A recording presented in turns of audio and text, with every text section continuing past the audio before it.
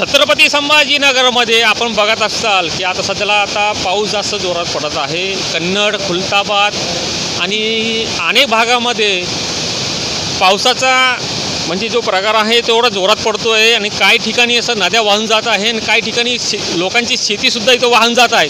आपण बघू शकता की ह्या प्रकारे सुद्धा की एवढा जोराप्रमाणे आहे तर पावसाचा इथं प्रकार घडलेला आहे। तर पाऊस किती प्रमाणात पडलेला आहे आणि या इथं अर्धी शेती इथं वाहून गेलेली आहे। तर इथलं शेतकरी मालक जे आहे ते आपल्यासोबत आहे। दादा नेमका काय झालं आहे इथं लाईव्ह सांग मला।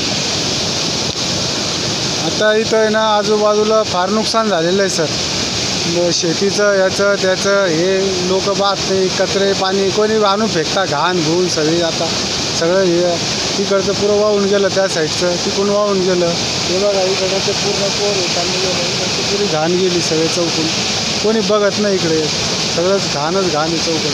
तर या ठिकाणी आपल्या प्रमुख मागण्या काय आहे सरकारकडे?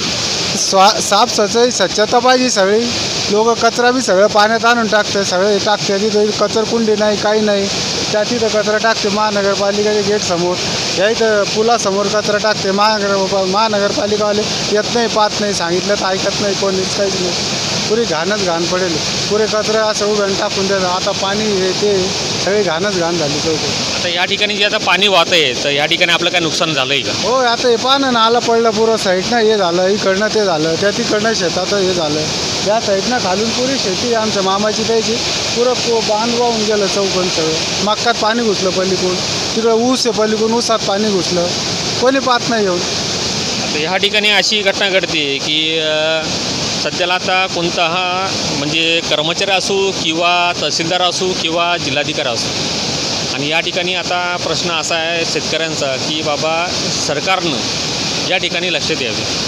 छत्रपती संभाजीनगरमधून KK न्यूज नेटवर्क।